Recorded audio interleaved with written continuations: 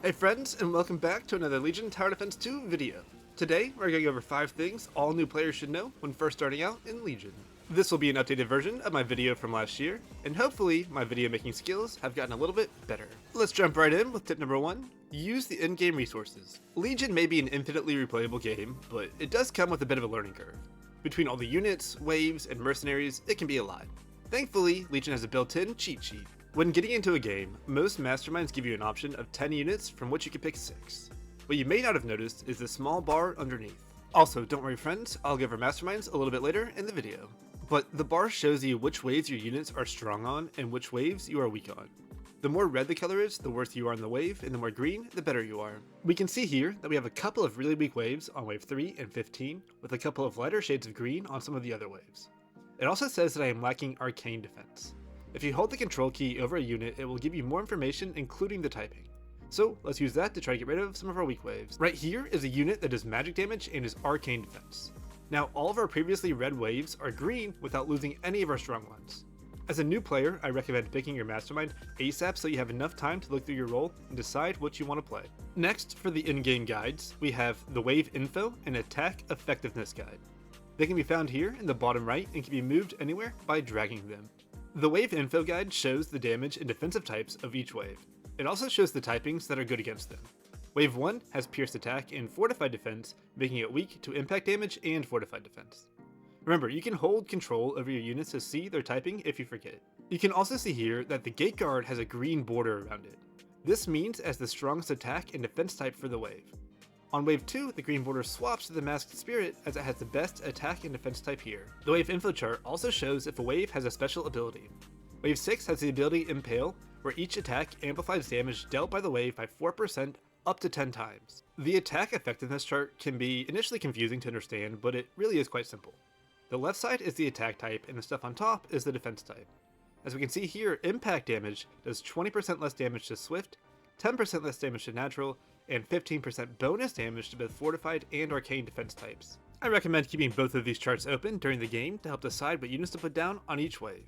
Finally, for the in-game tools, we have the recommended value. This tells you how much value is, well, recommended for the wave.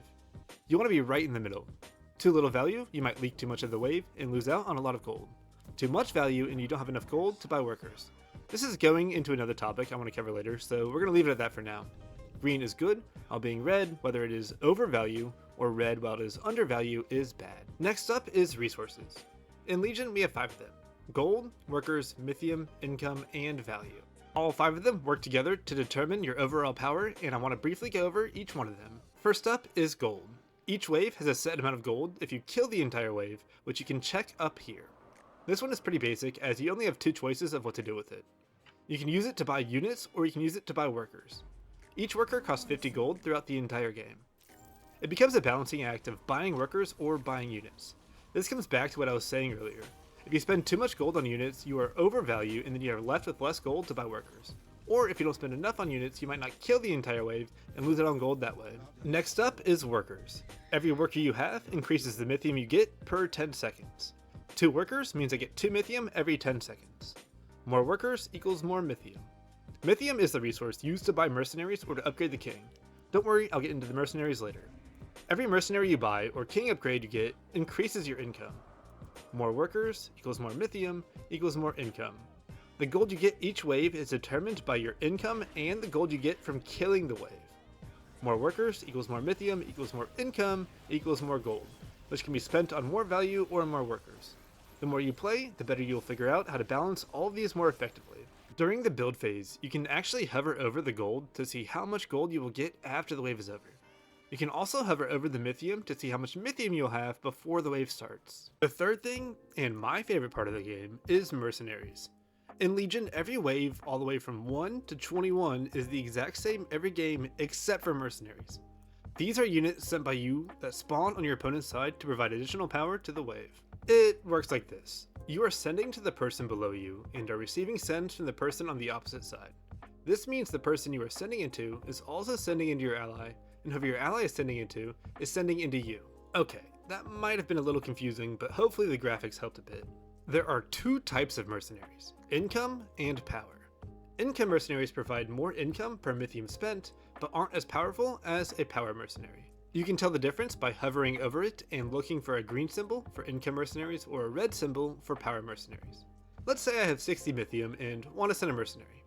I can pick the income option, which is a fiend, and get 18 income, or I can pick the power option, the brute, but I only get 15 income for the same amount of Mythium. Just like with the units in the wave creeps, the mercenaries have typings as well, which you can check by holding control when hovering over them. You want to try to send mercenaries before the wave ends, as you will get that income as gold for the next wave. If I waited until after the wave ends to send a mercenary, then I would still get the income, but I would lose out on getting it for the current wave. As a new player, I recommend using the auto button. This automatically sends all of your Mythium as income mercenaries. During the build phase, you can also spend your Mythium on king upgrades. I also recommend doing this as a new player to make your king as strong as possible in case you leak the wave. I don't want to delve too deep into the who, what, where, when, and why to send mercenaries, but I'll mention one last thing. Both you and your opponents gain extra gold from killing those mercenaries. Income mercenaries provide less gold when killed, while power mercenaries provide more. Let's take the brute versus fiend example again. Killing a fiend, which is an income send, gives an additional 12 gold. Killing a brute, which is a power mercenary, is worth 18 gold. I did forget one thing, but it's the last part of mercenaries, I promise. The mercenaries are also separated by DPS, tank, and aura. Melee DPS and aura mercenaries spawn a little behind the wave, but walk up with it. Tank mercenaries will spawn in front of the wave, and range units always spawn behind the wave and stay back out of danger. Fourth thing is positioning. I could spend hours talking about this, and some people have. After this video, if you want to know more, there are plenty of guides out there. Or, depending on when you watch this, I'll do one of my own style and have it linked in the description. Okay, but good positioning lets you hold a wave with less value, which means more workers. Let's take my favorite example, Honeyflower and Aqua Spirit. Most new players try to protect their range DPS by putting it behind their melee tank. Let's see how this fares to a Dragon Turtle send on wave 3. As you can see, the Honeyflower is tanking everything. It dies with all the units very low HP, and when they get to the Aqua Spirit they overwhelm it and you leak the entire wave. Yeah, not great. What happens if we just move the Aqua Spirit in front? As you can see, the Aqua gets 2 attacks out before the flower even gets hit. It also takes the Dragon Turtle in one of the wave, taking some pressure off of the flower. Remember friends, tanks do damage as well. Keeping them alive for even one more second is a lot of bonus DPS. Let's look at it one more time, side by side. The left side has the Aqua behind the flower, and the right side has the Aqua in front of the flower. Same 2 units, same send, but different outcome because the Aqua helps split tank with the flower, giving both units more time to DPS. Let's do another example. I have 2 units, the Nikomata and the Infiltrator, and I will build them like I see a lot of new players do. My power score says I'm on value, but let's see how they fare in wave 3. Just like with the flower, now my Infiltrator is tanking the entire wave and does only 240 damage before dying, and the leftover wave overwhelms my Nikomata. Okay, let's try this with different positioning. Now I have the Nikomata on the left and the Infiltrator on the right. When the wave comes in, it splits apart with half going left and half going right. Now, neither unit gets too overwhelmed and is able to put out more damage before dying. The Infiltrator does end up dying, but does 769 damage this time. This is an increase of 529 more damage than it did without this positioning. That extra damage allowed us to hold the wave this time. We call this splitting. Get it? Because, the units split tank with one another? Dad jokes aside, another benefit is the walk distance the units have to travel from one side to the other. We can see here that the Nikomata gets 3 extra attacks off before the wave from the split comes and gets their first attack off. Legion is all about min-maxing, and anytime you can get some extra attacks off can be the difference between fully clearing a wave or leaking some of it. As I said earlier, this is just a brief overview and it gets way more in depth. I do think I have to give her one last part so you guys don't just get your range DPS killed while trying to learn splitting. Every unit has a range to it. Melee are usually 100, while range units can vary. You can check this by just placing the unit and clicking on it. When splitting with a ranged DPS unit in front, you can decide how much you want it to split tank. Remember, the goal is to get it to tank just enough that it won't die. A little outside the circle, you tank a lot. A little inside the circle, you tank just a little bit, and too far inside the circle, you tank nothing. Let's quickly look at each one. This is with the flower, not inside the circle. As you can see, the Aqua tanks too much and ends up dying. This is the one with the Aqua very close and the flower is way inside the circle. As you can see, the Aqua tanks nothing and the flower ends up dying way too quickly.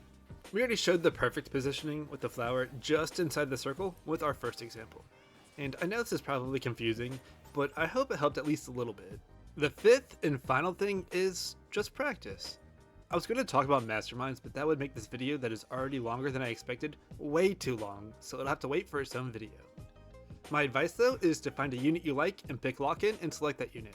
I recommend Pyro or Ysera. Pyro just fully holds the first 3 waves by itself, and Ysera is just a good tank. Okay, but Legion has so many ways you can practice before going into ranked. The first thing I'll talk about is campaign.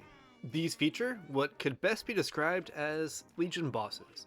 Each one has its own gimmick and 3 difficulty settings, like Brock here, who only builds fortified units and sends a lot of brutes, or King Dan, whose units all do 10% bonus damage. You can pause the game to maybe look up a guide or just plan ahead a little bit. You can also restart. Let's say you mess up and leak the full wave, or you try to do a big send and they just full hold. You can restart and try again.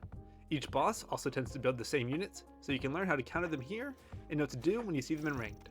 Plus, I just think they're a lot of fun. Next up is AI games. They were recently reworked and now have the skill level from unranked all the way to Grandmaster. You can also pause the game in these.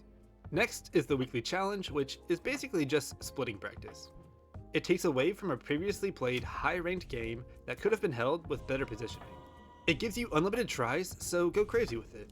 I've already done this one, but once you do, it shows you how they built in their own game. Finally is the leaderboard. You can go in and check the match history of any player in the top 100. Oh wait, who's that guy right there? I don't know who that is, but they look pretty damn cool. But you can go in and check their games wave by wave. You can see what they built, their positioning, their worker push, and their sends. In the next tab over, you can check the top games for the same thing, but based off of units. It has every unit that can be opened with on wave 1, so look for your favorite unit and see how they did. Alright friends, I hope some of this helped, and let me know in the comments what topic you want to see expanded on, or ask something that I didn't cover here. Come check me out on Twitch, as I do stream this quite regularly, and as of making this video, I'm in the top 40. See you friends next time.